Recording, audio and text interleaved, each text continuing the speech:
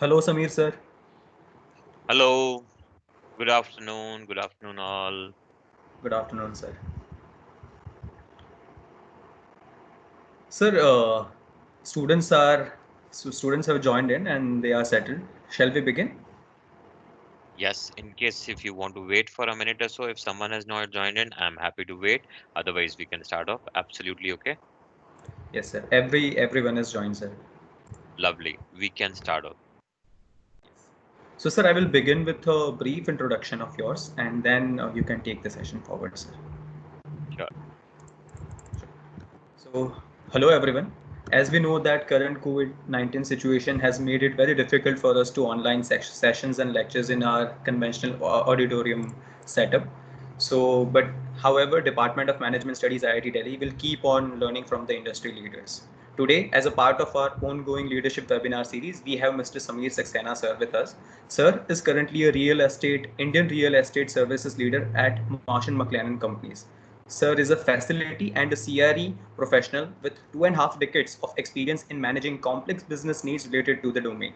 Sir is an effective leader with proven ability to build and manage efficient teams handling and strategic transactions. Sir has extensive exposure to all facets of corporate real estate and facility management, including acquisitions, transaction management, project management, facilities, security services, business continuity, transportation services, operational experience, excellence, and people management. Sir has worked in matrix and cross-cultural functional roles and excelled in managing leadership expectations. Sir has successfully executed transformation initiatives across global offices focused to deliver cost efficiencies, process efficiencies, creating metrics, and an innovative work environment for the employees. Sir has previously worked with organizations like Mercer, Genpact, Corbus, NetEdge Computing Solution, Mr. Bakers, and Wimpy International, and Sir has over 25 years of work experience in the corporate world. We soon will have Ashna Singh ma'am with us. She is the Deputy Manager HR at Marsh and McLennan Companies. Ma'am is a 2018 NMIMS graduate, and we really thank you, sir, for joining in our session, accepting our invitation to the leadership webinar series, and we are really grateful to have you, sir. Please, without any further ado, now I would request you to take this session forward and address the students. Lovely. Thank you so much, Vijay. Thank you. And indeed, when somebody is giving your introduction, at times it looks like ये मेरा ही introduction है or someone else's, right? You don't realize how time passes by. And now talking to you, obviously one of the nostalgia strikes back, and way back 1994 when I passed out hotel management. I think you're also almost in a similar frame of mind, right? Where uh, you are in the final leg of your education and kind of looking to settle your careers and things like that. I think it used to be similar thing for us. Yeah, the situation was very different in those days. When I took up, I wanted to join the services industry, and perhaps that was the reason I focused on hotel management and then moved in over there. We while that was happening, while the the education was happening, third year, you would meet leaders and you would say, oh, this is the leader, and how hard would this leader have worked to reach over there? Oh, this person has worked for 20 years, 25 years. Now I see myself sitting on this side of the table, and for me, these 25 years, believe me, has passed in a flutter. It has not taken so much of time as I would have imagined. You start, so while all of you would be, are you prepare when all of you are preparing yourself for your next phase of life? It's like a treadmill, guys. When you're going to start off, you will not realize how quickly that time passes. You will not realize that. It is only when my kids, their friends would come in and say, uncle, this is what it is, and someone would call you something. That's the time you realize, oh, it's so much of time which has passed by. There are juniors, or there are new entrants in the industry who would come in and say, sir, this is what it is. So when I passed out, and I'm sure this is going to happen with majority of you, so let me share little bit of my I would say my story, if I call that, when I completed my hotel management, right? So the thought was that I would obviously go into hotels, and I did for initial period of time. I'm sure majority of you guys are very smart, and you would have already seen my LinkedIn profile as well. हम लोग when we were youngsters, we would still struggle, but then thanks to internet, everything is available on a click of a button, and I think that makes so very easy things so very easy. And when I started looking at the career prospects, obviously we had some industry names to reckon with, but then our focus was only and only into hotels. And we would think that in the hotel ultimately the aim was to become the general manager, and that's how it is. We reached the industry, and believe me, it was a thrash on the face. And I'm sure every one of you who would have done the internship would have realized the life is not so easy as it seems. Yes, same thing happened with me also, so I am no exception. And obviously over a period of time, the time passed on one after the other, and then you suddenly realize that the industry that you are coming in, maybe that's not the right choice. There was too much of stagnation, there was so much of competition. And when I'm talking of this, it was year 2000. So from 1994 to 2000, I was there, a part of the industry. It was a growing industry, it was a promising industry. Out of the 120 people who passed out from my batch, those days there were only 800 seats for hotel management graduates. Only 800 seats across the country, and there were no private colleges, nothing like that. And of those 800, I think only 450 or 500 would pass out. Rest either would drop off, or they would just choose some other career. And that's how that's how it was. So now, when we moved out, so when we got into that league of looking at our job opportunities, working in that region, I think the point was very very different. Then we started realizing how tough the industry is, how politically charged the industry is, how much of time that you need to send. So those days, we were usually given a 8 or 9 hour shift, and we would go in. So we were told by the seniors over there that आने का time है, जाने का नहीं है. And at times I have been into the hotel for almost 72 hours. If some of you have an exposure of hotels or know about hospitality, that's what it is. And some of the other industries also pose a similar kind of a challenge. And there were days we will see for we you would just sleep for maybe a few hours in the locker, go back, change, back again. So your seniors would be treated, or would treat you with love and affection if they give you a couple of hours break. And that's what it was, and that's what we aspired for. So interesting. So obviously that all that happened in the year 2000. I came to know about multiple lines that I could have entered thanks to the industry or the India businesses opening up. And that was the time I realized that there is much life beyond what we are doing. And guys, this is what is going to happen with all of you. You are going to look at one line, or one job, or one professional attribute today, and in times to come this will change. Your priorities are going to change. So this is only a start point. So when we did that, so it was a similar kind of a worry for us, and I'm sure it will be a similar kind of a worry for you. And now the worry gets more complex because of COVID striking in right now. That's another unfortunate reality. The only thing is that you should respond rather than reacting. Just don't worry. Just don't worry. That's what it is. Uh, this phase of your life, you should treat it as your learning phase of life. I will share some of the stories or some of the incidents that I have gone through during this time. It has been a time of introspection for me. How was it for my team and things like that? So I'm very sure of it that you're going to have a very promising time ahead. So just keep your keep your positivity going. Be hopeful that you are going to look at you're going to look at a bright future ahead. So that's on the personal front. I would now move on to the topic around which where we are going to touch base on the measures being taken by the consulting firms during and after pandemic.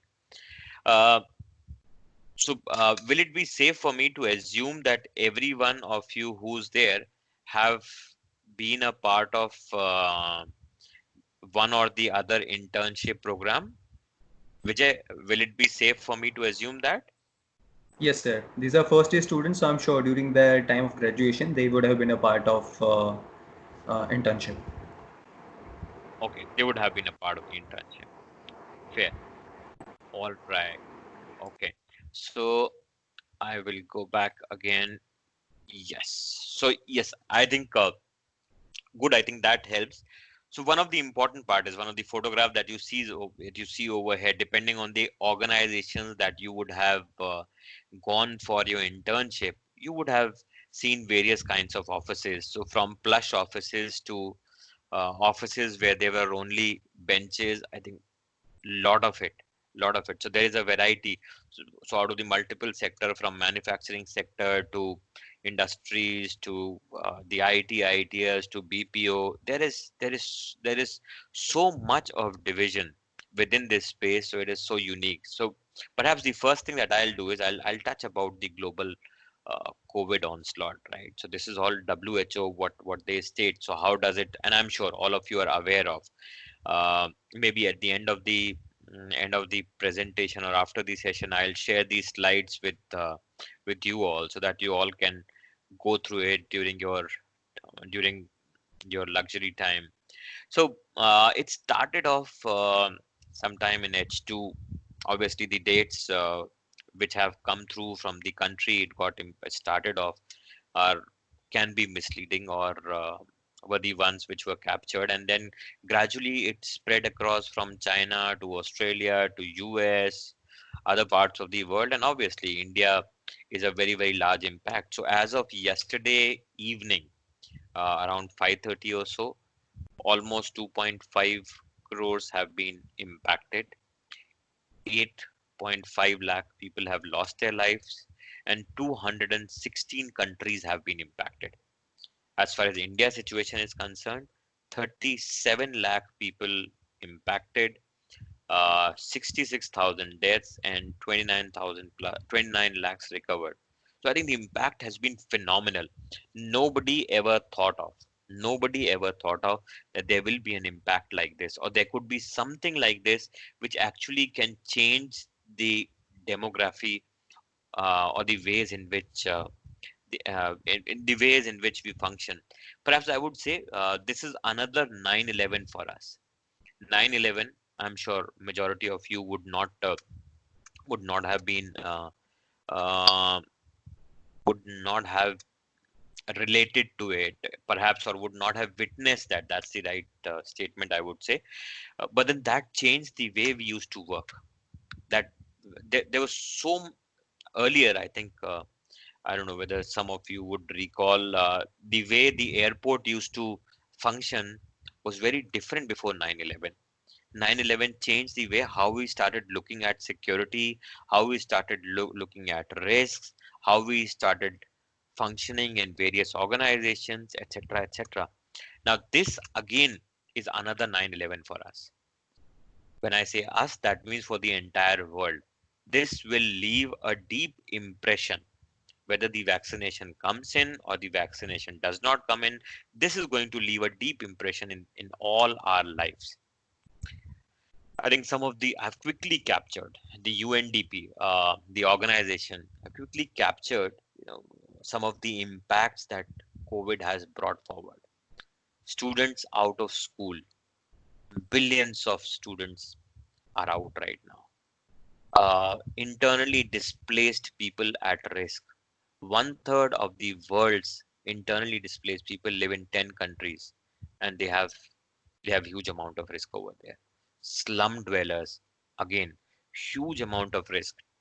Till now, I think we have been fortunate that not all these slums have been impacted the way Dharavi was. The way Dharavi got impacted in Mumbai, I think the authorities did some phenomenal job of containing it. Otherwise, it would have spread in such a manner, in such an alarming proportion that it would have been a big challenge for all of us. Poverty increase. I think this situation has come in. We are witnessing that. I'm sure around you, you would be seeing it. Impact on women. I think as far as the entire healthcare system is concerned, globally, women already do 3 times as much as unpaid care work as men. There is a huge impact on women. And unfortunate, another thing is lack of adequate social protection. I think 55% of the world's population are not covered by social insurance or assistance. And we know, we live in India. We know that this is the situation. If I talk about other aspects, incomes and jobs lost, humongous amount of jobs have been lost. There is salary cuts. I'm sure you would have heard from your seniors that salaries have been deducted. Some of the seniors who might have got their offer letters have been stalled. A lot of the organizations, I think, a lot of the organizations, they have just either scaled down considerably, or they have deducted the or they have made a cut in the salaries across board, etc., etc. Commodity prices had fallen down, which you all have witnessed. It was almost 20% fallen down in the month of March, where specifically around diesel and all. Remittance flows, that has reduced. uh, Increased in food insecurity. I think that's one big thing that we have witnessed. And you would have also seen a lot of NGOs and the social working organization, or working for social organizations, working for social cause. They came forward and they have fed thousands and lakhs of migrants, or who were there on their foot, moving from one location to the other. There has been a considerable decline in global trade. Oh, dramatic fall, I would say drastic fall in tourism. In fact, there are some of the organizations who are there in India. They have reduced almost 60 to 70% of their staff in this trade. The online travel portals, they are badly affected.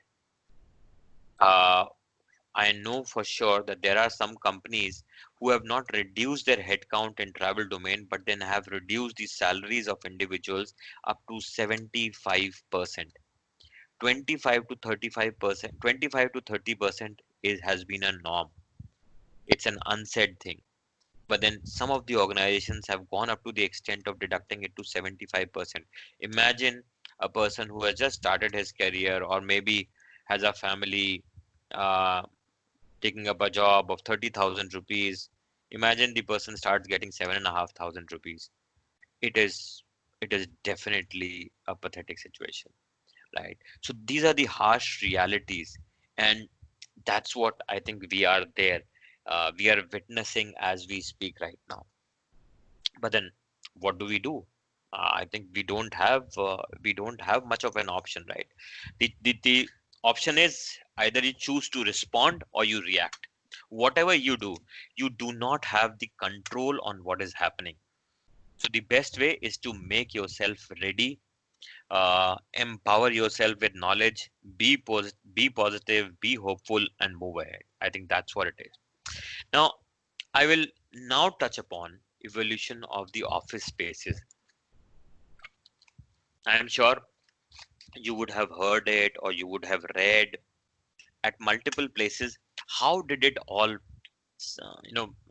we if I look at my father, my grandfathers, so they would be working in government offices. It was only after 1980s that you would start, or you had started seeing some large corporations which were widespread in metros. Earlier, the forefathers, or I would say fathers, grandfathers, they were working in some governmental organizations. They had some basic amenities. On even in the private organizations, the amenities were very, very basic. when India started or Indians started moving around the world also started looking at India as one of the destination. That was 1990s. But then just before that, since the movement had started happening around 1980s, we started developing cubicles, and cubicles were something, and that was not only over here, it was perhaps a global phenomena. Every individual used to have cubicles, and these cubicles used to be massive. 200 square feet per person, 300 square feet per person. That means the size was never a constraint. It was more related to power. It was more related to the responsibility that, a person with larger responsibility would have a bigger cubicle. A person would with more influence would have a larger cubicle or maybe cabins, and some of them even had sleeping areas attached to their cabins. And that's how the world used to be that time, that they would go in for an afternoon siesta after having lunch and things like that. That was a norm.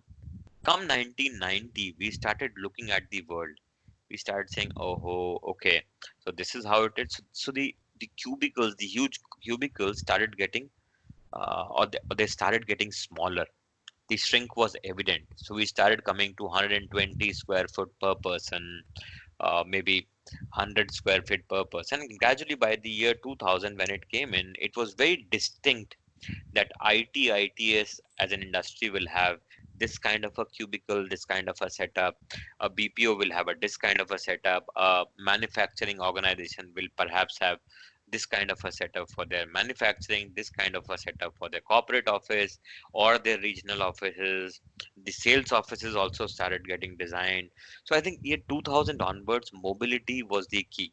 That together with spending time on your workstations, how could you also interact, move to the other location, talk to someone? There were multiple meetings and things like that. And if you talk of this entire decade, I think multiple things have transpired. Not only movement, but also work from home also started inceptualizing. I won't say it has matured up. Yes, if I talk of global things or global organizations, so there uh, let me talk of some global organizations. So some of the global organizations, they have a formal program of work from home, and I'm talking of pre-COVID era. They had formal programs wherein a person could be working from home for a stipulated duration. And working from home does not mean that you work as per your convenience. You log into the shifts. If your shift is 6 to 2, perhaps you will be working from 6 to 2. If you're supposed to work between 9 to 6, you're supposed to be online 9 to 6 and things like that. And this is typically the work which was a back end work, which was an individual contributor who was working on. I think that was the kind of work which started uh, going into the work from home. Obviously, as you would understand, a sales profile can never be a work from home. An HR profile will never be a work from home. A technical profile, someone who has to look at a facility or a site or an office, can never be a work from home. So there were some roles which were defined by businesses, and they started working from home. And so that was about global organizations.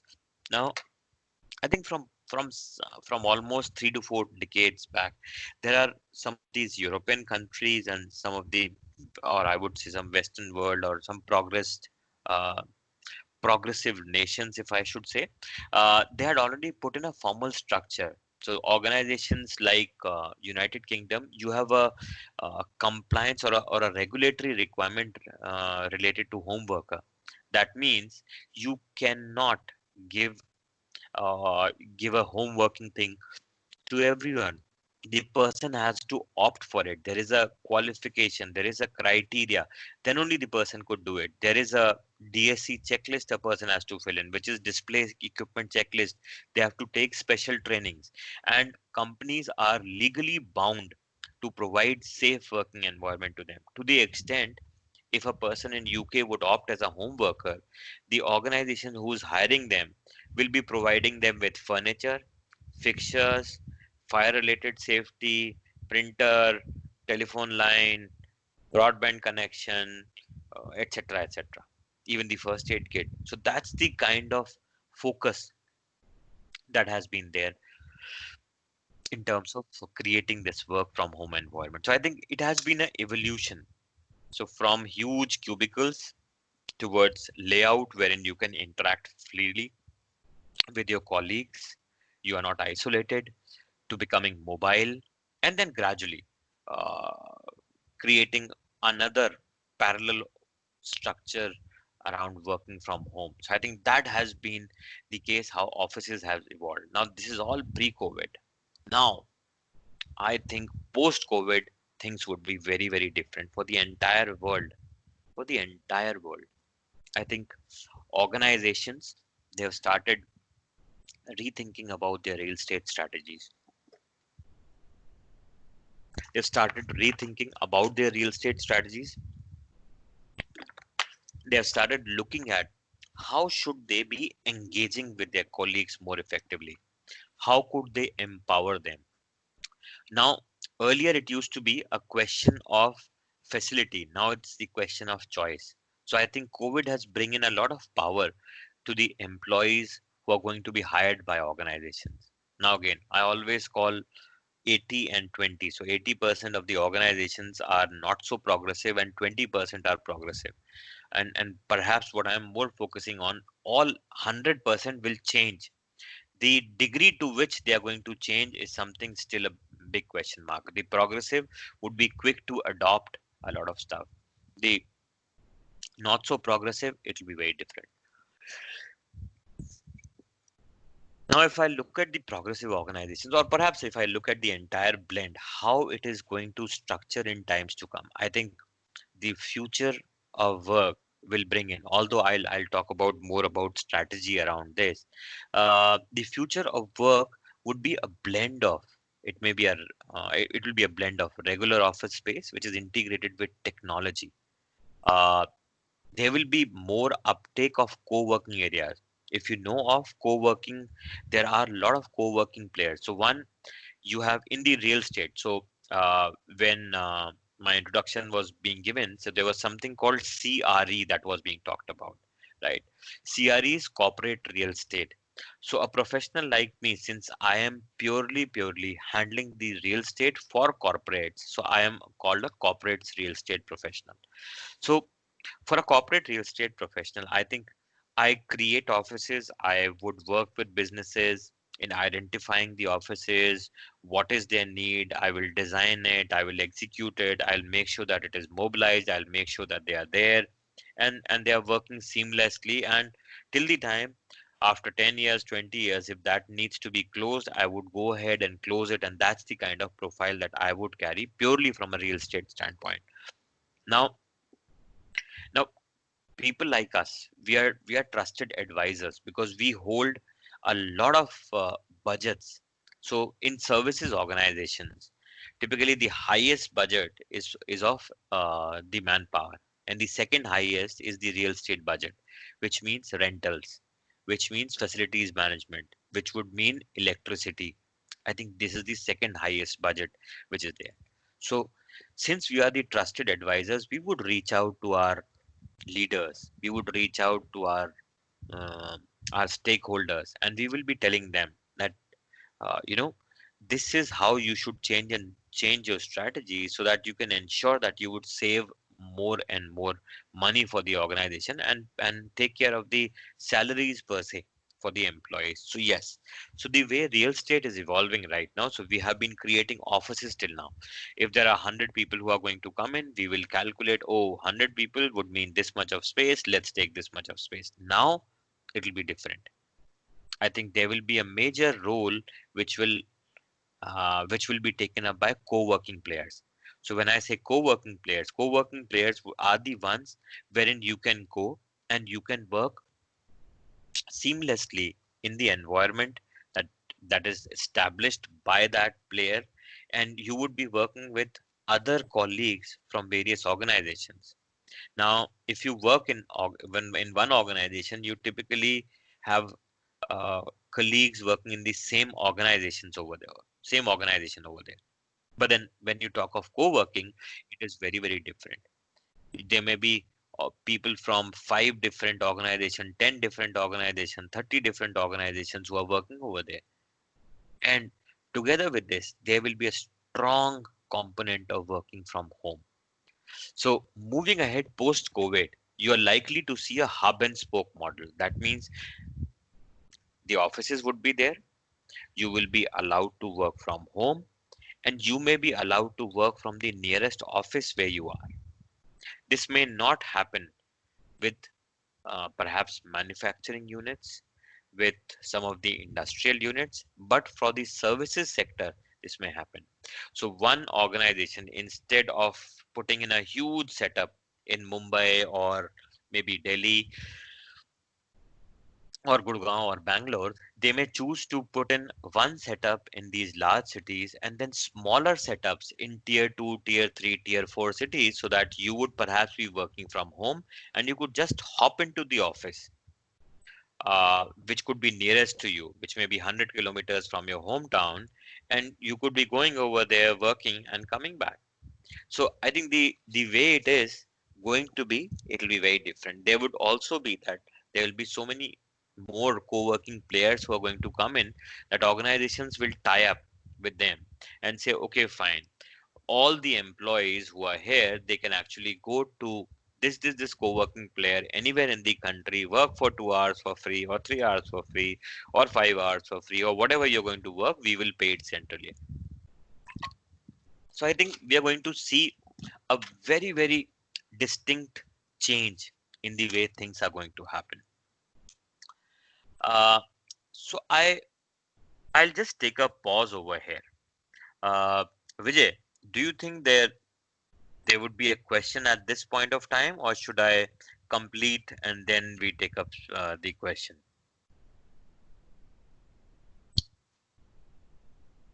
Is am I audible? I hope I am audible. Maybe Vijay Hello, is sir. not able to hear me. Sir, I Yeah. am here, but there was some issue on the internet side. Oh, no worries, no worries. So, Vijay, should we continue, or should we ask for question right now? Sir, students can post the questions in the chat box. So, Okay. meanwhile, if you want to take some questions now, students can post the questions in the chat box. Okay, so maybe I'll request students to post the questions, and maybe in after a couple of slides, I can quickly pick up on some of the questions and then move forward. So some of it I may be covering. I'll tell them that I'm covering. Okay, Sure, so sure. I'll I'll move. All right. Yes. So I think COVID, it has brought for all of you, I think, who are uh, stationed in Delhi NCR region and have always seen gray skies, COVID brought back blue skies for us. And I think it is a rare phenomena. As far as in in last 10 to 15 years, it has been very, very different. So that's on the nature's front. But then yes, in terms of the organizations, I think crisis management and response, a huge, huge area of focus. Every organization was gearing up for it. How do you engage your workforce? How do you connect with them? Another big one. For manufacturing, how do you ensure that the operations and supply chain continues?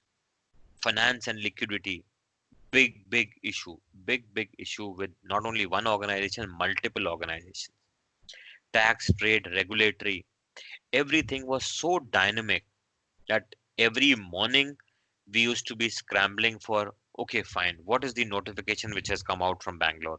What is the notification that has come out from that state? Even right now, even right now, I think we have been struggling that, okay, fine, if I have to go to Assam, if I have to go to Meghalaya, if I have to go to Karnataka, if I have to go to Andhra Pradesh, how much of quarantine does it have? Every state has their own quarantine. And earlier, when when we were into complete lockdown mode, I think things were very, very different. Which state? I think it was a phenomenal kind of a challenge. Strategy and brand building. I think that's another one.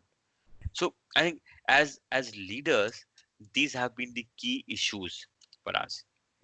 So there were uh, there were considerations as far as the workforce were concerned. I think every organization thought and they said that safety comes first for their employees. So it was employees first policy. Business continuity. I think they devised ways and means of how to keep themselves rolling. Interestingly, so many of the leaders like me who are there, we keep on connecting and we keep on sharing our stories.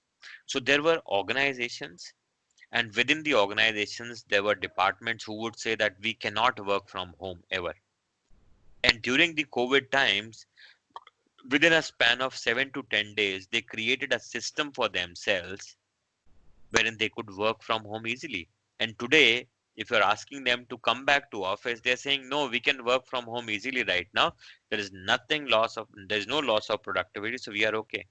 So if I look at services sector, so let me specifically talk about services sector, IT, ITS, BPOs and all. So this sector has, since this sector earns a lot of foreign exchange for government, they have some privileges also.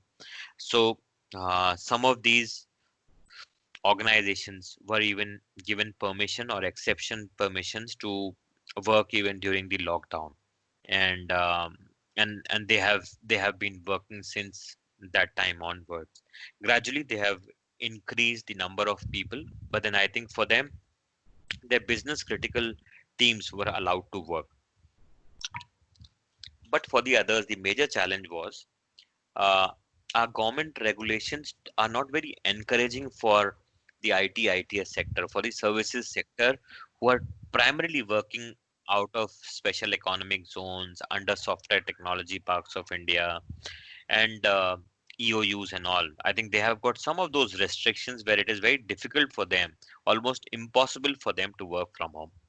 So government gave relaxations, and I think that relaxations, and as we speak, these relaxations are there till 31st of December. And every organization then opted for working from home. Every organization, there was no choice. There was only bare minimum handful of people who could go into the office. Otherwise, everyone was working from home. So organizations quickly devised their strategies. They did stuff, and and there are stories around it. So perhaps during the course of time, I'll also share how was it that people were enabled working from home. Now, uh, when the people are hired, or the employees, they are not everyone has a laptop. Majority of them work on desktop, and they need office environment. They all need office machines, the office network, so that they can get connected, work on the tools and all. But then but then every organization found a way, to the extent that majority of our organizations were 95 to 98% productive as we speak right now. There are issues around infosec compliances and all, but then majorly uh, they are being taken care of. So business continuity was a huge risk, but organizations, they stepped up. We partnered together with various departments, and we were able to do that. Supply chain, I think, yes, this was this was something that organizations were grappling with, but I think over a period of time, initial 21 days was tough, but after that, this actually changed. Financial liquidity, the cash flows have been badly impacted, and one organization not paying the other, not paying the third, fourth, it is a cyclic kind of an effect, and that's one big problem. Uh, Unfortunate reality is that. Uh, Even the progressive organizations, some of them, they chose to hold back the payments, which is not a good sign. But then, yeah, that's what the business world is. You can always be, you can always be up for a surprise. Then almost all the organizations, all the associations, they actually came together. They started creating steering committee, and they started giving uh, their their thoughts, or putting in their thoughts to manage the entire crisis. I think that has been a big plus. The way organizations have functioned, the way interdepartment issues were sorted out, everyone came together for a common cause of ensuring that the colleague is enabled to work from home, so that the productivity loss is not there. Okay. So if I talk, major three things were always the focus. Uh, Even during the lockdown, you were supposed to keep your employees engaged. You were supposed to ensure that they were being taken care of. So organizations stepped up. They stepped up. They started using these platforms the way Teams is being used right now, Zoom is being used right now, Google Hangout is being used right now. I think phenomenal amount of engagement. These organizations never thought that this would be the kind of engagement that they will be able to have, but then they had. The usage was phenomenal, and and during this time, uh, various medical organizations, international SOS, they they functioned very well. Red Cross, they functioned very well. Organizations like Practo, they started creating online platforms. You talk of Fortis Hospital, you talk of Max Hospital. Today, you don't have to go to the hospital. Go in for an online consultation. So I think well-being was a lot of focus was given. And other important part was the employee should not the employee should not uh, get unnecessarily exposed to the outer world, and since there was too much of negativity around, so the organizations ensured that they were engaged in training and development. I think online platforms like Udemy, Coursera, um, um, Springer, etc., a lot of them were extensively used. We already spoke about business continuity, which is the next point. So I think the idea was that how could a stable, sustainable model be created so that businesses are enabled. So working essentials like desktop, laptops, chairs, mouse, you talk of any peripheral or things like that, except for giving perhaps water bottle and food, everything else was getting transported, and colleagues were taking it. And interesting part is a lot of the colleagues refused to take them also. They said they have a chance of infection. So imagine an organization's flight, they used to spend a huge amount of money, and there could be some employee who would say, no, I don't want to take this desktop or the laptop because I could get contamination from here, or I could be infected from here. So interesting situation, but then yes, the organizations were supposed to do it. And if you would also recall, during this time, a lot of people have moved back to their hometowns in some shape or form. Imagine the office is over here and the person is staying in a small town near Gorakhpur or a small village near Gorakhpur. Now, how do you enable a colleague like that? We have had cases where I know that people from Chennai, from Bangalore have gone to a small village in Gujarat, in Rajasthan, in remote parts of Bihar or maybe Odisha, where even it is difficult for us to make sure that a reputed courier agency could go over there. But then things like these are an ever moving particle, an ever moving part. We we we had to find solutions to it. So business continuity thus was key. Then we move to the next part, which is maintaining operations. So you talk of any organization, whether it's from power sector, it is from manufacturing, it's from industries, it's from IT, ITS sector, consulting sector, any of the sector, they have got their huge offices, they have got their huge plants. Now if you have created that, you there are some things which are bare essential. You just cannot say, okay, fine, lockdown, I'll put a lock and I'll open up the day, you know government allows. No, it was not possible. You had to provide a security round the clock. What if there was a short circuit and the entire factory would have churned, or would have turned into a heap of ash, or an office? So maintaining the entire office premises was a big challenge for people like us, for CRE professionals. We had huge offices. We were supposed to have our teams who were handling UPSs, server room, hub room, fire alarm, security of the premises, CCTV, blah, blah, blah. They also were supposed to take care of all the maintenance activity. If at all the water doesn't flow, what will happen? The plumbing is going to get choked. And if I talk of, so India was still better, but then if you talk of some of the other countries in the West, there's a huge issue around Legionella. Legionella is extremely dangerous. So for you who are not aware of Legionella, just Google it. You will find that the fumes uh, that emit out of a Legionella infected pipe can actually cause death to a person over there. So that's the kind of issues that our friends in Europe faced. So they had to be there, and there was huge amount of work that was needed to restructure the entire office space so that the colleagues will feel safe when they are coming back. So all in all, it was a extremely challenging situation. Now imagine during the first 21 days of lockdown where no one was allowed, we were having almost 100 plus people in our offices. They were staying there. We made sure that the food is made available to them. Now even transportation of food was an issue.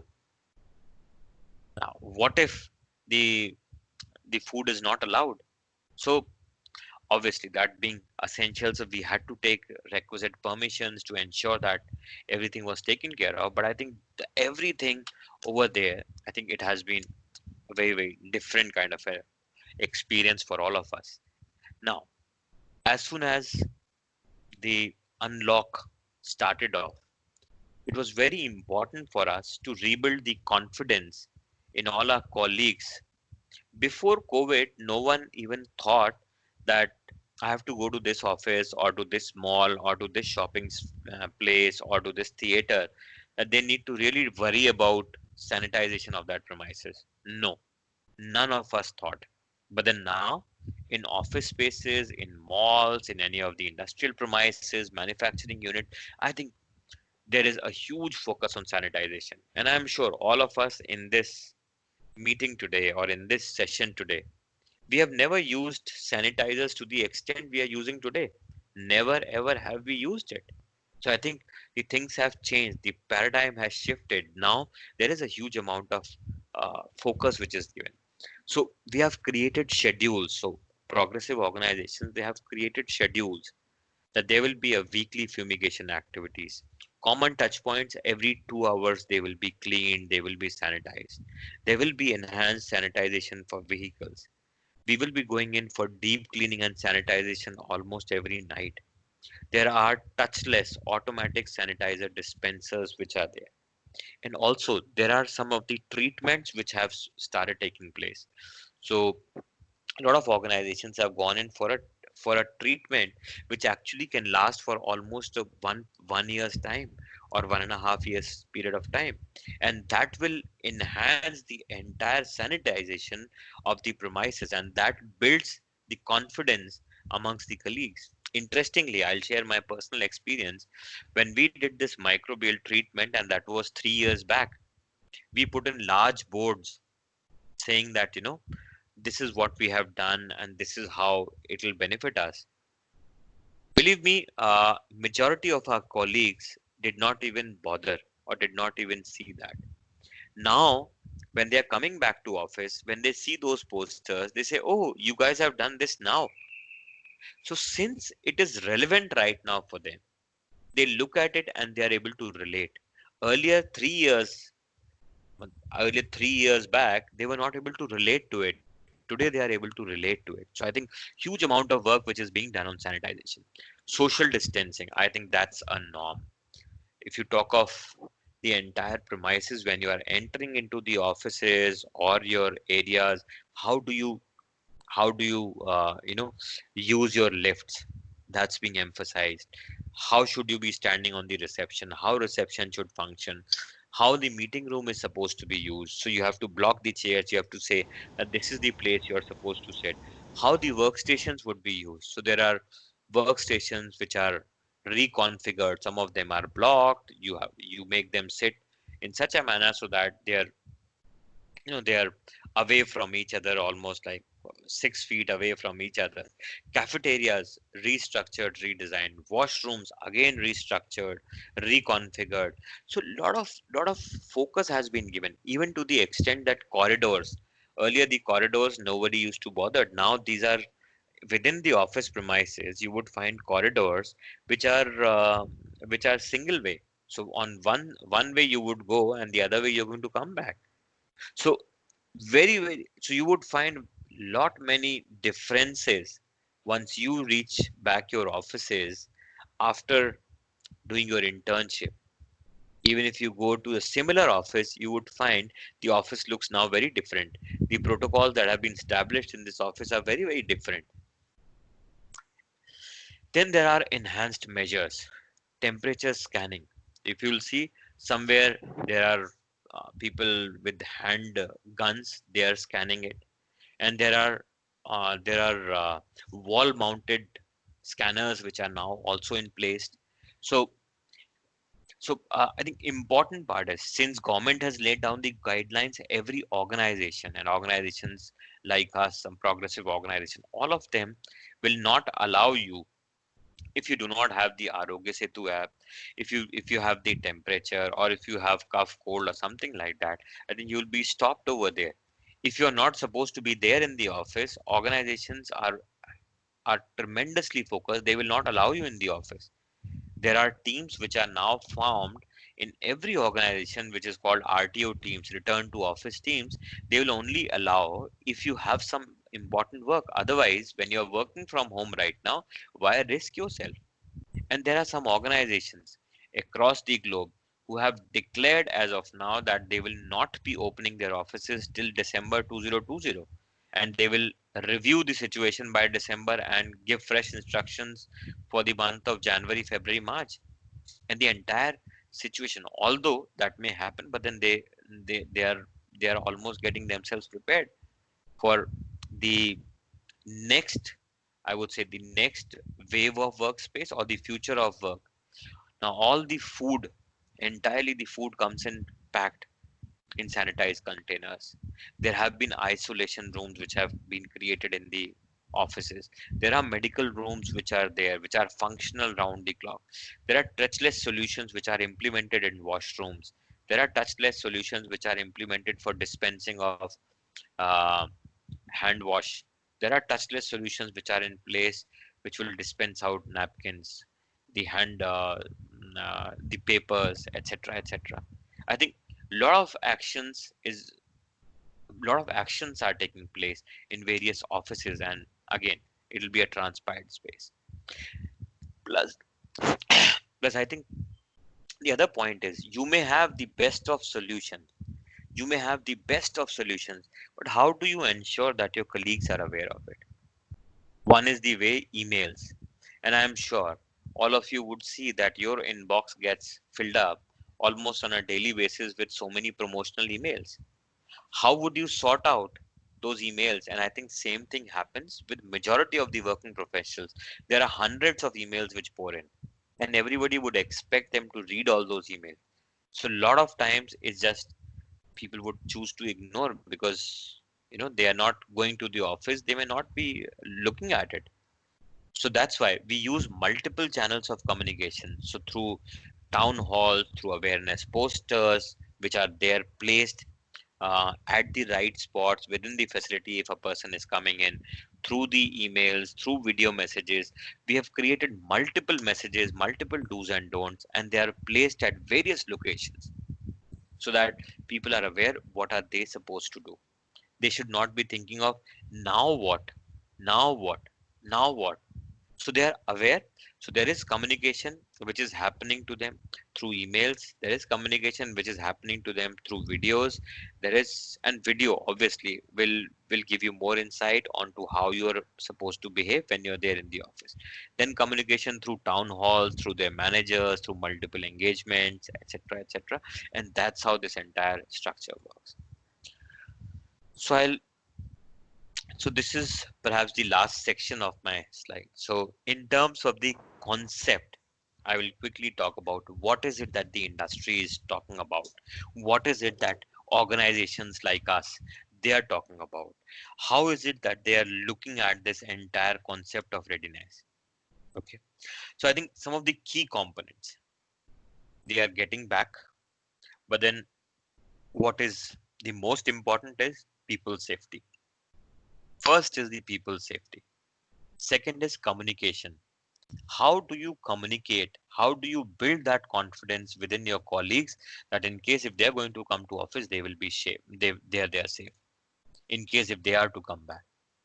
Third, maintain business continuity. So these strategies are being worked that whatever happens, you never know that COVID may strike back once again. It is right now that we are in such a situation where 70, 80,000 people in India are getting infected every day. What if this count keeps on growing? We are not going to head towards herd immunity, right? All of you would have heard about it. Someone says the 60% is the herd immunity. Someone would talk about 80%. Someone talks about 50%. You know, maybe even if it is 60%, that means out of 1.4 billion, we are talking of almost a billion people getting infected. No way. We cannot take a chance. So that's why these strategies are being built. How do you maintain business continuity? And last but not the least, build resilience. How do we create resilience in the entire ecosystem, in the entire way that people function and we prepare for recovery? I think that has been an overarching principle across board wherein people are talking about.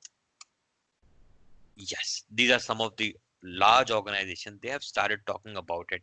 They have created some structure. They call it 360-degree recovery readiness. So let me enlarge it.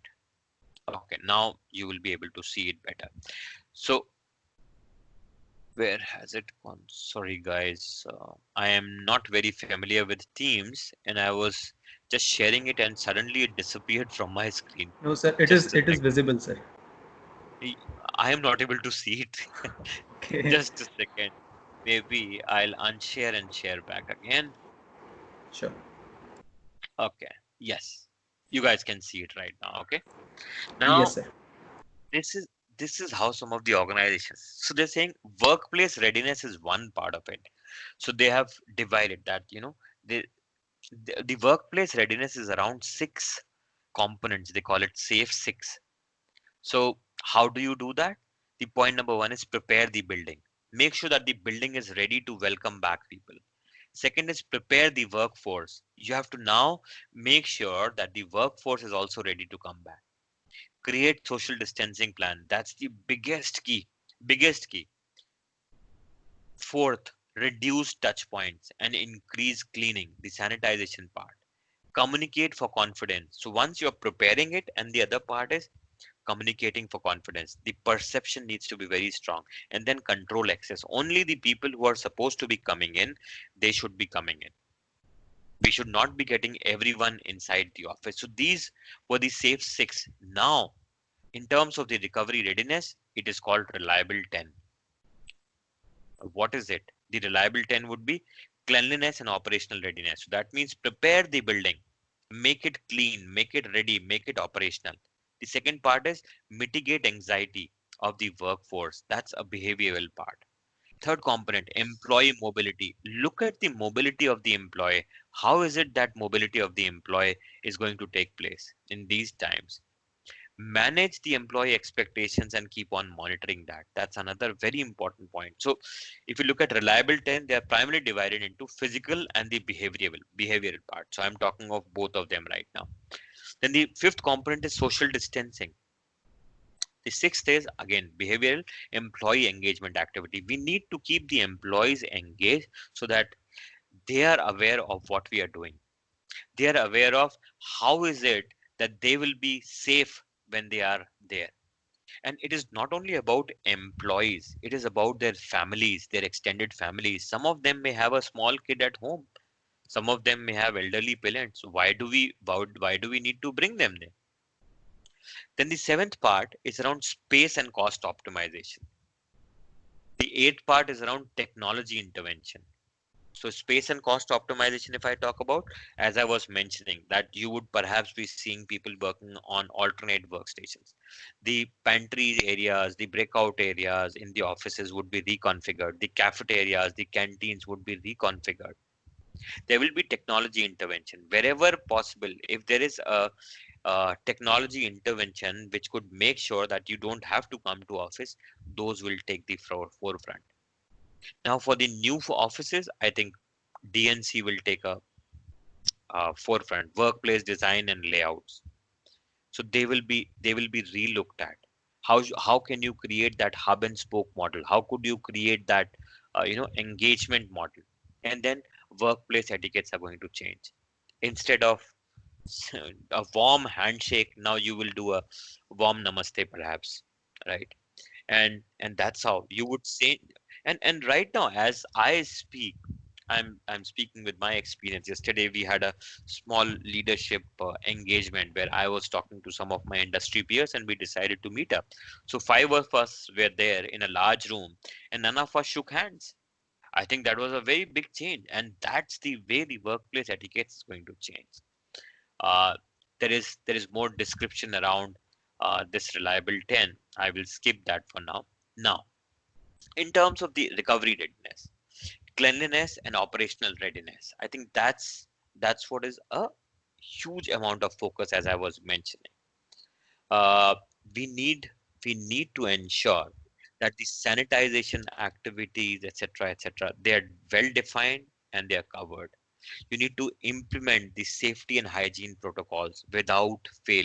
So this is all from the perspective of how can you provide a safe building plan. Okay, disinfectants, I think they need to be there. uh, how would you be coming in the office? How would you be going out of the office? That's another important component. How will those spaces be used? Sanitization of the workspace. How will the support mechanism work? So everything need to be conceptualized and implemented to ensure that our colleagues, our employees, when they are back into the office, they feel safe. So it's all about uh, looking at it in a wholesome manner. Now, if I talk about building a workspace, again, it's a part of the same reliable 10, right? Protocols are to be established on uh, personal workspace sanitization, and we need to make sure that people are adhering to it. There is online training. There are multiple modules of online trainings which are now rolled out so that people are aware of the protocols that they are supposed to follow. There will be multiple town halls which is going to happen. There will be more and more engagement so that the colleagues know what they are expected to do. It should not happen when they reach the building wherein the security guard says, "Sir, can I see your Arogya Setu app?" "Oh, I never downloaded it." That cannot happen, right? And emergency response protocols, every organization have defined it. So you should be knowing, every employee needs to know when, who, how, what that they are supposed to do. Transport, another big issue. Big issue for people who are working in the services sector, in the manufacturing sector. I'm sure all of you would have seen that employees are brought into the office. When they are brought into the office, the things are very different. How do you bring them to the office? You need to create those rosters. You have to be very agile. If a place goes into containment zone, you will not be bringing that colleague in there, right? So you need to be very agile. The system has to be such that the entire thing is taken care of in the entire manner. So the recovery strategy for the transportation, how will the person be brought to the office? What are the precautions which is to be taken? How sanitization would be done? How will a person feel safe? How will he go back, or how will she go back? All those things are there. And together with it, the big part is there are currently, as we speak, multiple multiple things which are there from a statutory standpoint. If a female colleague comes into the office before the sunrise or goes after sunset, there has to be a guard also. So you have additional complexity. You have to ensure the security of the employee, the safety of the employee, then the guard is going there, then you have a driver also who's going over there. So I think multiple moving parts to the entire chain. So there is this readiness which will be there. And then around foot traffic, how is it that the traffic on the foot is going to be managed? So all those things are thought of and they are implemented. So I'll perhaps take a pause right now and do a quick check on the time. So Vijay, how much of time do we have right now? Sir, students will have class from 2, and the session was scheduled to 1:45, and if you are available, we can extend it up to 2, sir. Okay, that's fine. That's fine. So I will also then quickly share with you what is it that as MMC we did. Okay, is that okay? Sure, sure, sir, sure.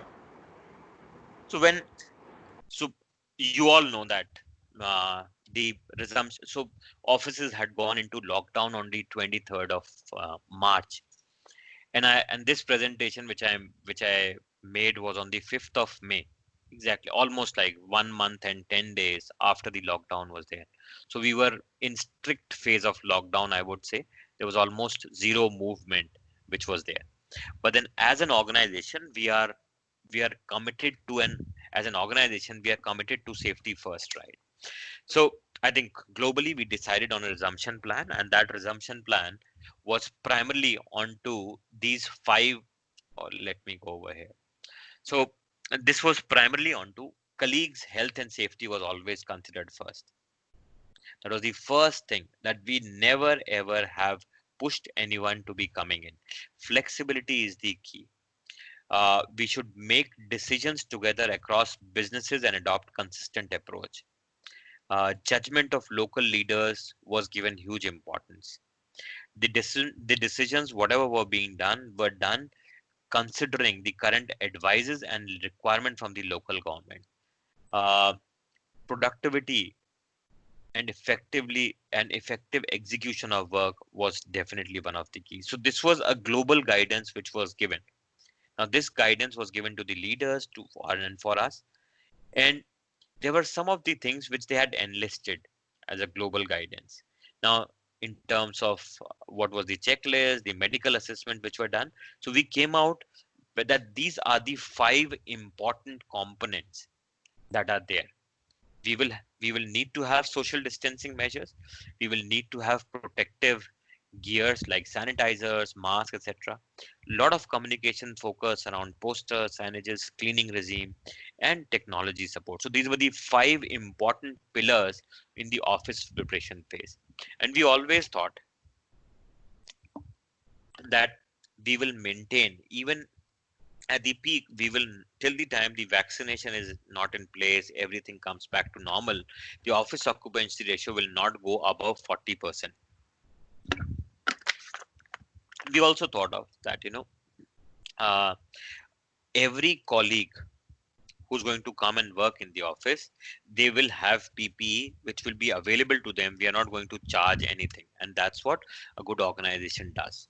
Transport arrangements, they were taken care of. They will be taken care of.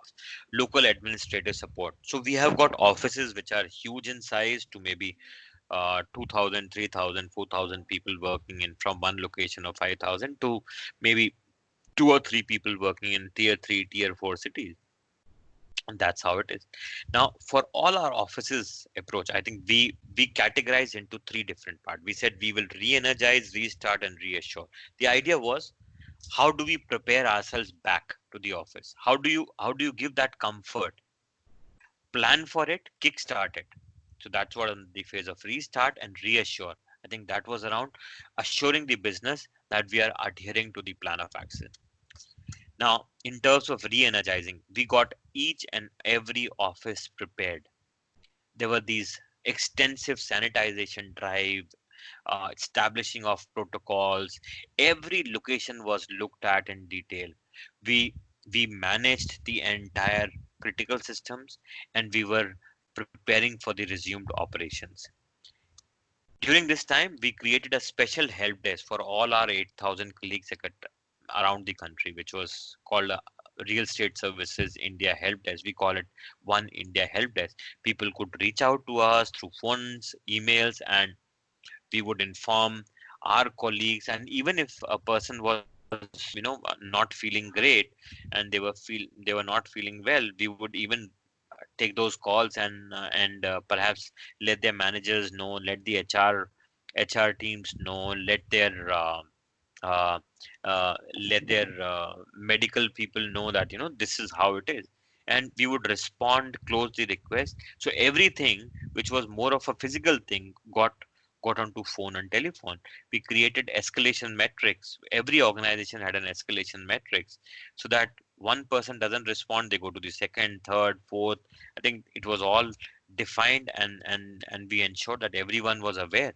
We started re-energizing the place with all the health and safety posters which were taken out by WHO. We created our own posters also. With as MMC, we created our own posters, which is what I was showing you in my last slide, and we used all the posters which were given by WHO as a strong message, which actually helps strengthen our communication, right?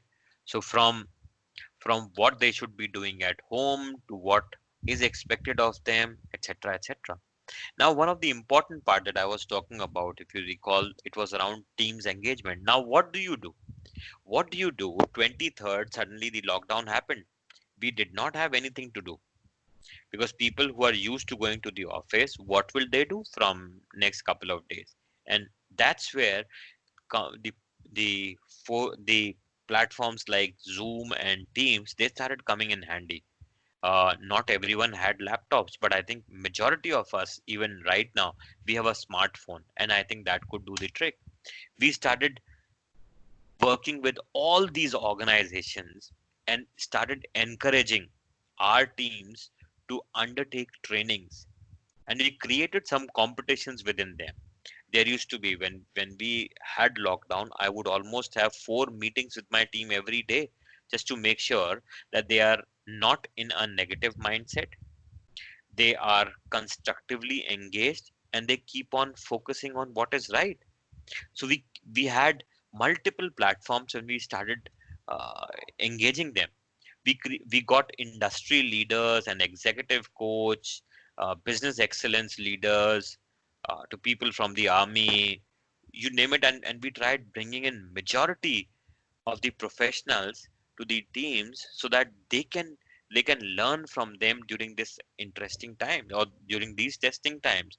And we created multiple trainings into health and safety. Every day we had a safety hour.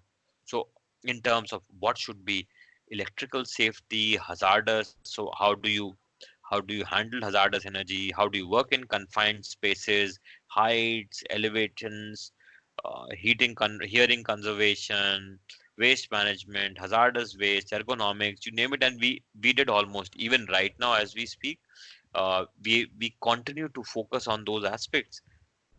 Maybe we would have done almost like on a daily basis 100 plus trainings on these aspects. Again, a huge amount of learning for them.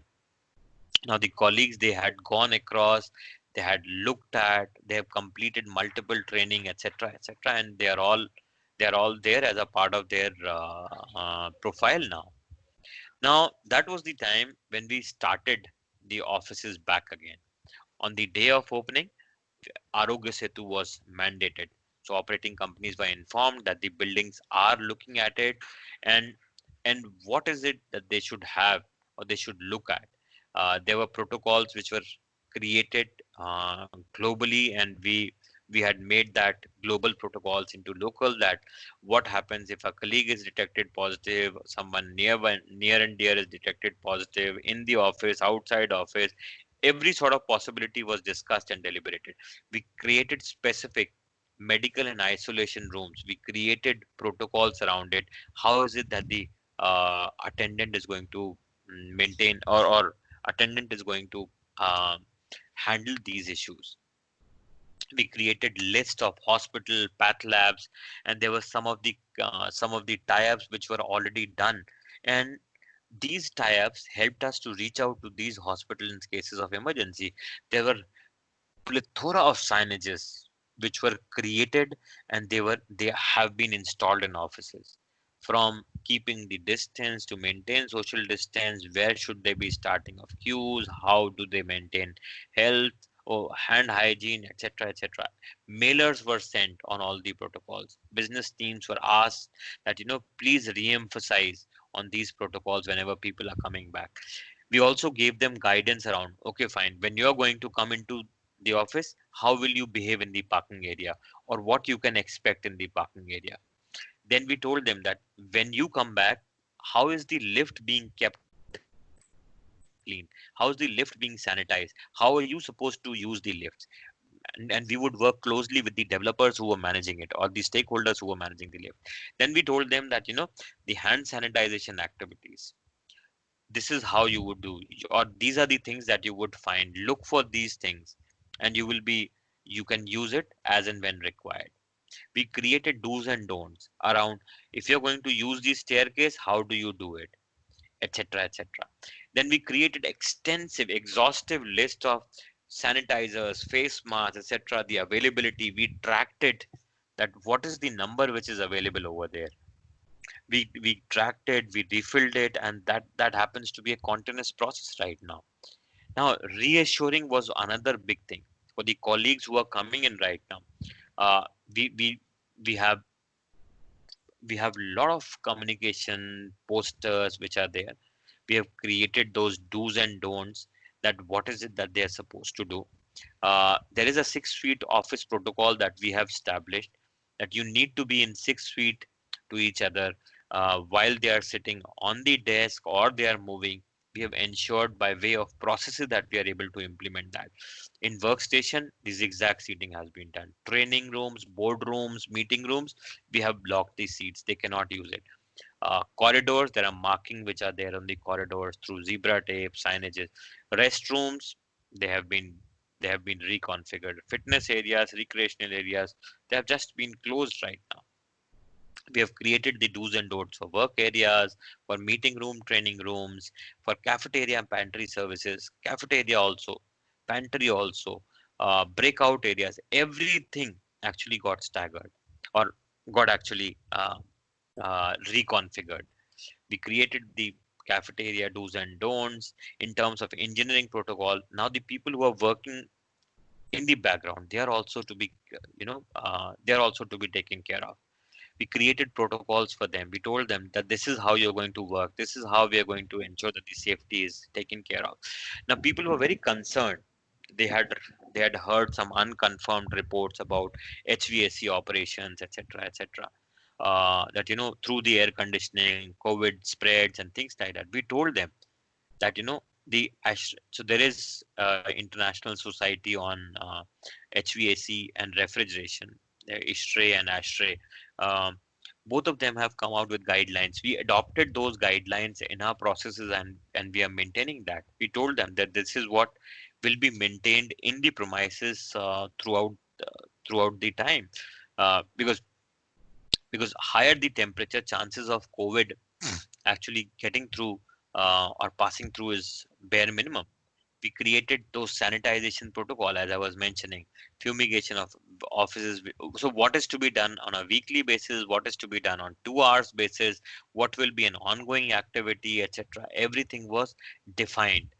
Then for every building, we created a protocol that, if a person enters DLF, what is it that the person can expect? If there is a problem, what will happen? If it's a normal thing, how will that happen? And we created this together with the developers, so that there is no problem, there is no communication gap between the developer and us. These are all the actual photographs of the site. On 5th of May, everything in the offices was in place, and they could have, and the colleagues could have come back. So these are multiple offices that we have. So one after the other, we created these, and they were there.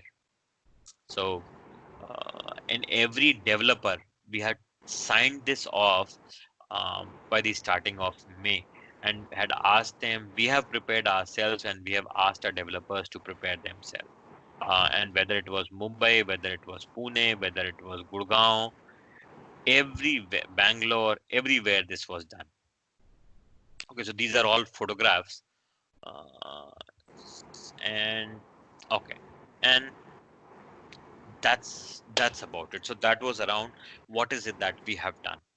So Sure. I'll take a pause over here. I know too much of information in this 1 hour session, or 1 hour 15-minute session, but I hope that that is useful. So happy to take questions, Vijay. Sure, sure, sir. Students are very much excited and they are very much enthralled by your session. And sir, we have a lot of questions, more than 25 in the chat box already, and I will read it out for you.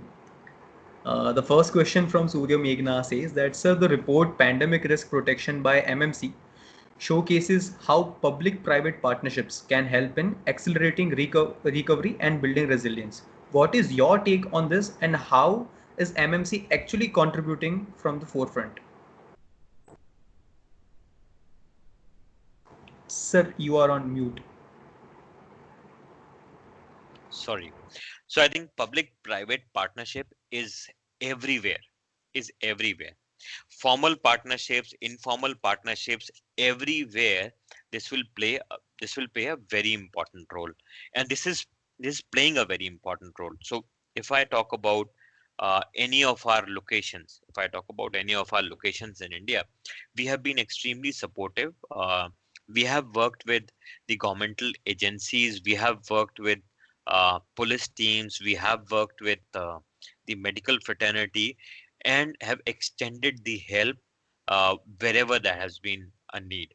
So whether it was the requirement of mask, whether it was the requirement of sanitizers, whether we were supposed to pay for some of extending medical facilities, I think all of it is done. And globally, there is a special fund by MMC which has been created. It's a $5 million fund which is being managed globally, um, wherein we are helping uh, organizations. We are working with a lot of statutory bodies in various countries and helping them with it.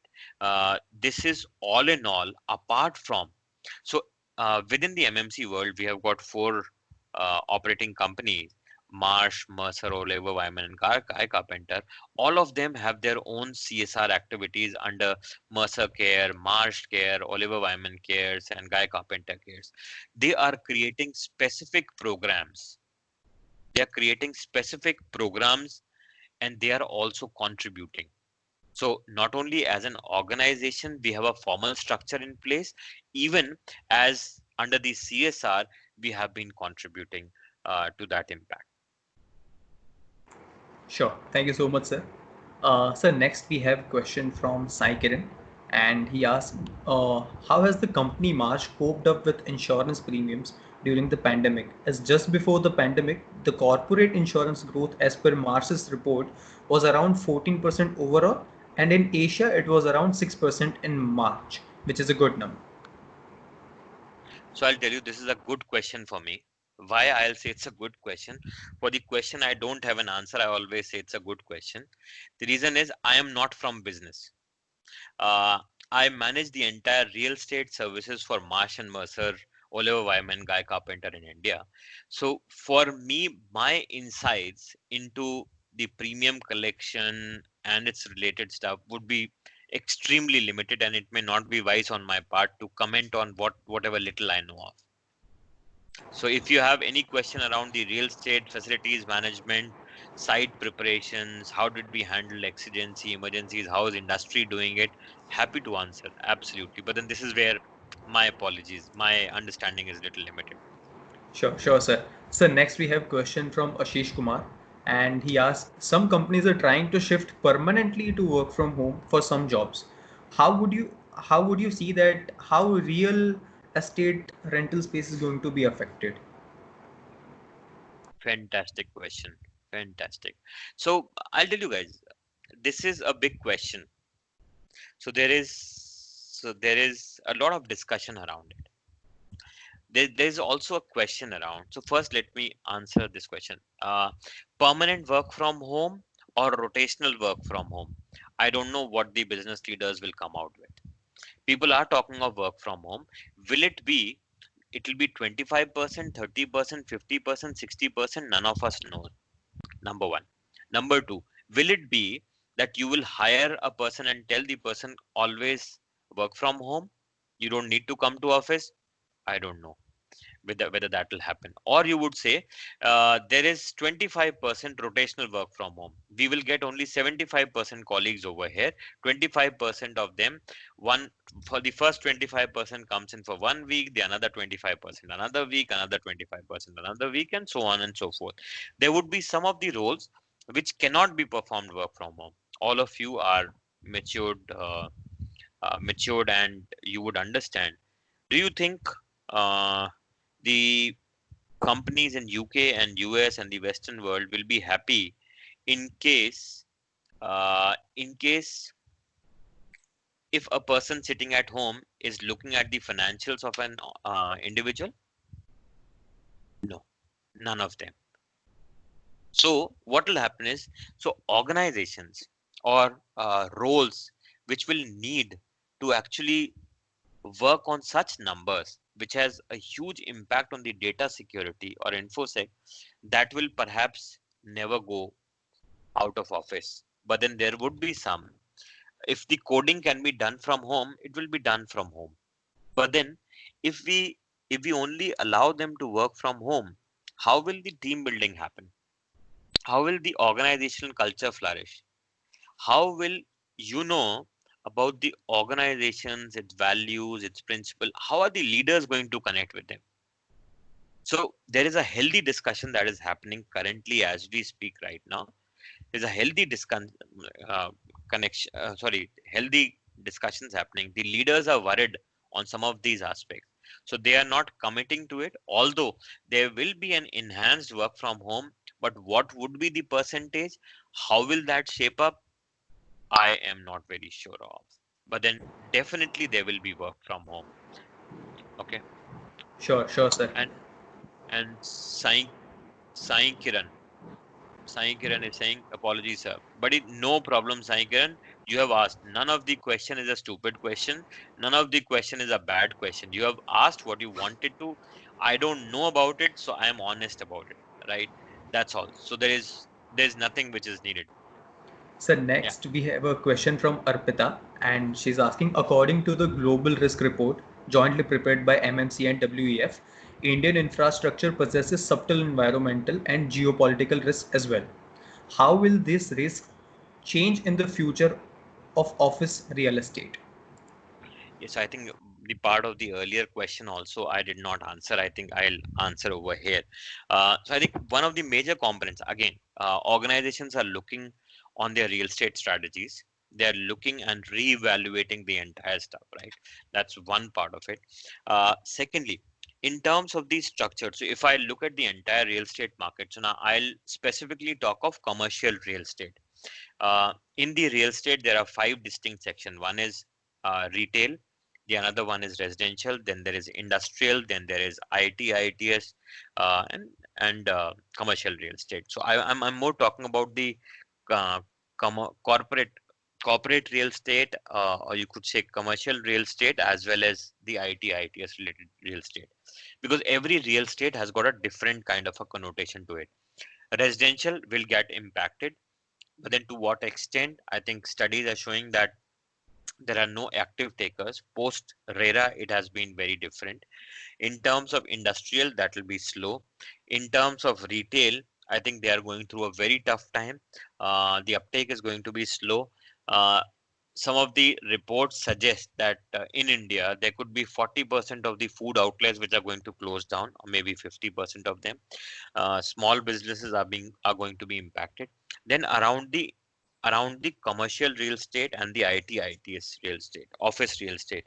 So there are two kinds of developers which are there. One of the developers is uh, the institutional developers or institutional landlords, and the second kind is uh, private or single owner landlords. Single owner landlords would mean a person has got some money, they have picked up a place, they have taken up a space, and they give on rent. Typically, you will find that the rentals of these places will fluctuate a lot. People will uh, give discounts, be very flexible in offering to their prospective clients, etc., etc.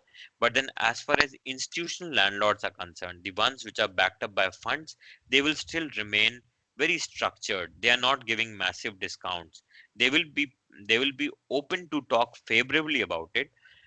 So but then they will not be offering huge discount because the value proposition which is assigned to their property has not gone down. They have taken huge loans, etc., etc.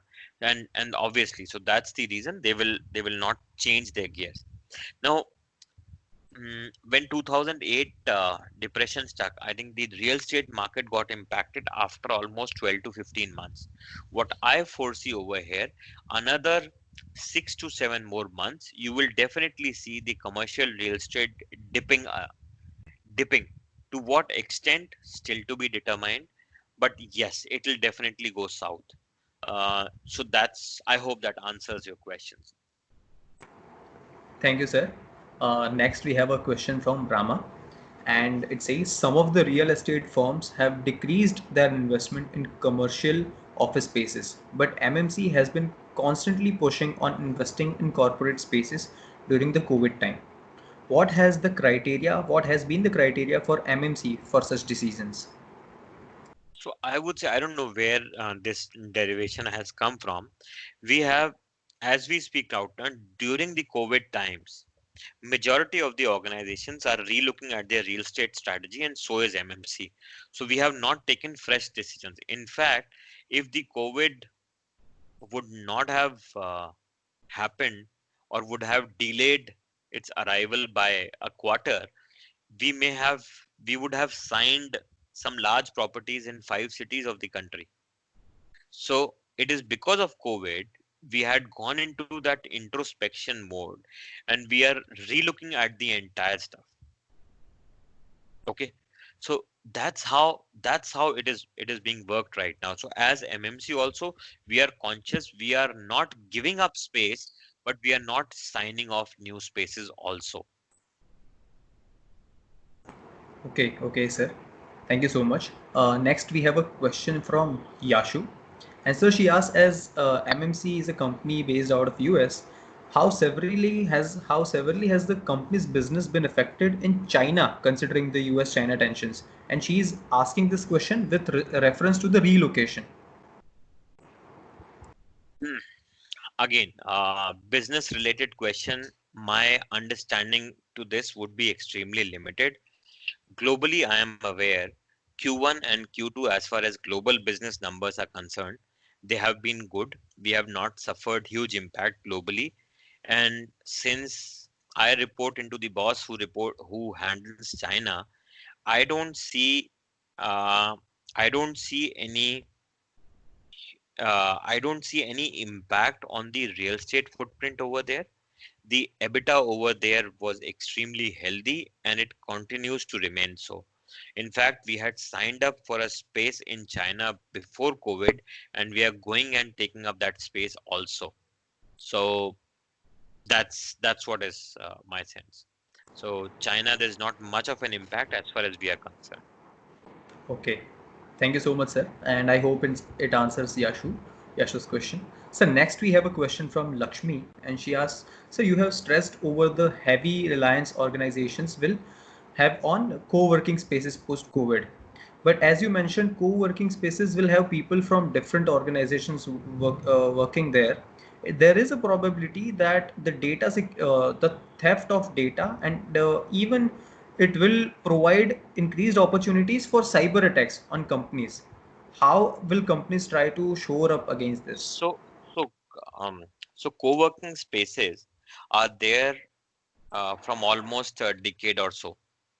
Okay. uh, there's almost a decade or so they are there. In terms of data securities, what happens is now every organization is responsible for their own data. So I think as an organization, all the responsible organizations will have to take care of it individually. Co-working spaces is only like you are going and renting these spaces. Now it's a similar kind of a concept. You go into a restaurant.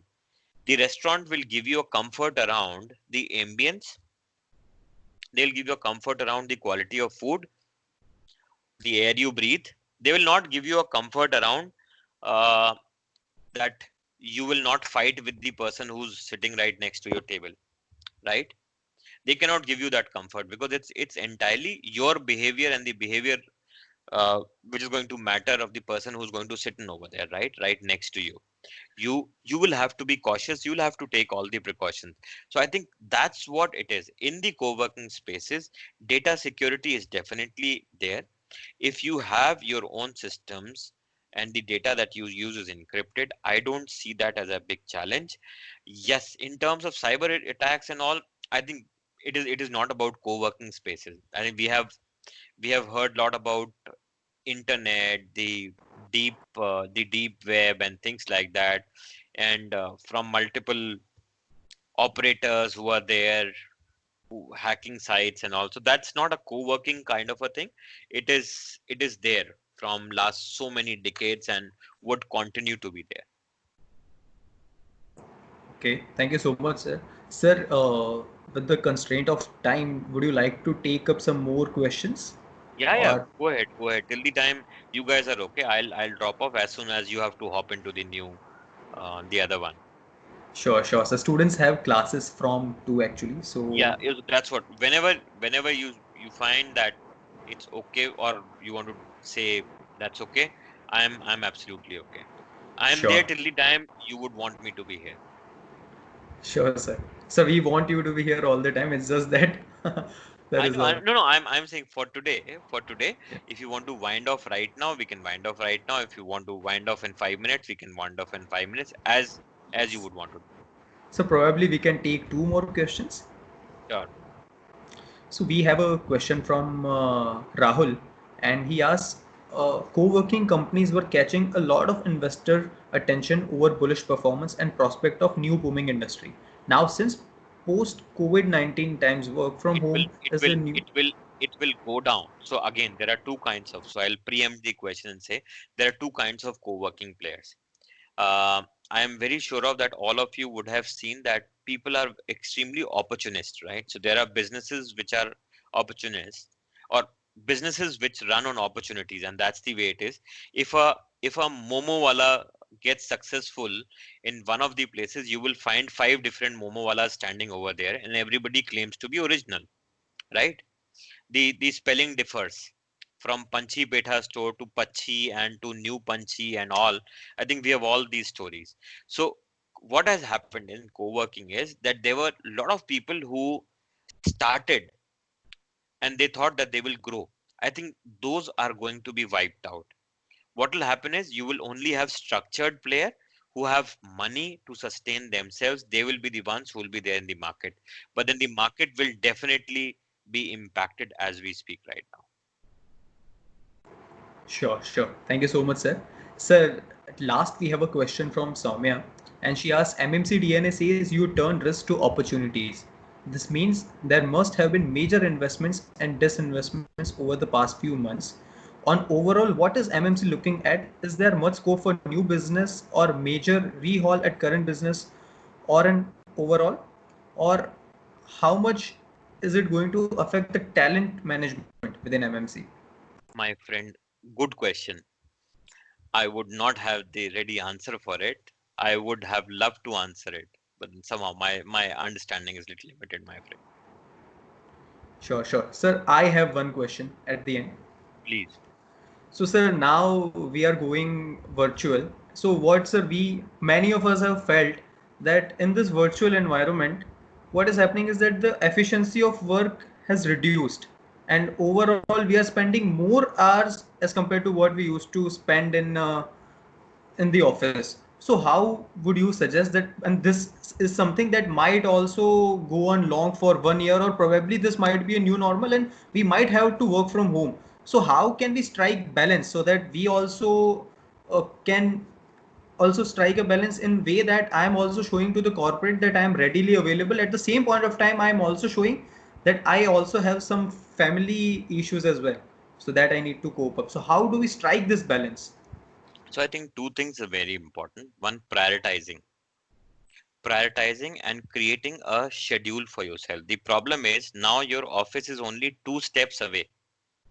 When you are there in home, it's like two steps I'm there in my home and two steps I'm there in the office.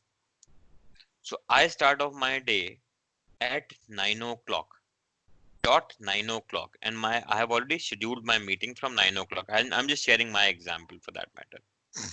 Now 9 o'clock is what I start off. If someone would want a meeting before that, I would say no to it. Second is, I know if I'm starting at 9 o'clock, since I work with multiple geographies, so my interaction with UK is huge. That means around 1:30 UK would wake up. So I will try and finish off everything related to India between 9 o'clock to 1 o'clock or 1:30. And I'll try to finish off whatever is related to UK between 1:30 to 5 or 6. There are some of the things which are there which are there from US also, which would go into little late in night, but then I will not keep it on a daily basis. I would regret, and would perhaps say that in case if you have something, please drop it over the email. I'll do it. So I think it's all about you prioritizing yourself. Prioritizing yourself. Fix up a schedule for yourself. But at the same time, don't be so rigid in fixing it up that you kick the opportunities which are going to come on your way. Don't look stubborn in that people would say, oh guys, you have just started working, and then you are saying that after from 9 to 6, after 6, that you're not going to pick up the call. Unfortunate realities. We are in India, my friend. We are in India. If you don't pick up the phone of your boss who's going to call up at 9 o'clock in the night, you are in for some fireworks the next morning. You never know that until unless you have got a good boss, right? So, but as a general rule, create a timing for yourself. When you're going to be there, set up that expectation for yourself by talking to your seniors. If you talk to your seniors, talk to your reporting managers when you go into the new normal or your new office environment, ask them that, sir, what is the time that you would want me to be available so that I am available. The boss says, I want you to be available from 10 o'clock in the morning till around 8 o'clock. Fair. Be available during that time. At least when you set up that expectation, you know that you this is what it is. And then in case, have that habit. And for any of the challenges, I'm sure that moving ahead you would find a lot of challenges coming when you have a reporting boss. Please make sure that you communicate. Good, bad, ugly. Communicate, over communicate. At least you will either know his perspective or her perspective, or they would know your perspective. So strike off that balance. Definitely create a rough schedule for yourself. Live with that schedule. That's very important for you. Because not every day that this is going to happen. But then if there are times when you will have to extend, you will have to extend. There are no two ways around it. But then do not make it a regular routine for yourself. If it goes regular, talk to your senior. Sir, can I do something differently? So that in a subtle way you are telling your senior that, sir, I am actually getting dragged on for 15 hours, 18 hours, and it is hampering my sleep. Or I am actually working over the weekends, and then I'm struggling over there. Be intelligent to pick up those conversations also. How do you have to do it? I think time will tell you. There is unfortunate realities. There is no book which is there. For any of the guidance, please, you can always ping me. You can share my email ID with your colleagues. I'm happy to talk to them if I could be of any help. That's how. Sure, sure. Thank you so much, sir. And with this, we come to the end of the session. I'm sure our students would have a lot of key takeaways from the sessions, and they really wanted to interact, sir, a lot with you. And thank you so much once again, sir, for participating in our leadership webinar series and making it a grand success. And we really look forward to more such engagements with MMC and apart from MMC companies like Marsh, Mercer, Guy Carpenter, and No, Oliver. talk to me. Talk to me. As a as a philanthropic effort, I lead one of the largest initiatives of corporate services heads across India. It's called GACS, Global Association for Corporate Services. There are 5,000 people like me who are a part of it. We can talk about it. Okay. Sure, sure. Thank you so much, sir, for participating. Thank you all. Thank you all. Take care. All the best. Thank you, sir. Have a nice day. Thank you. Bye bye. Bye bye. Bye, sir.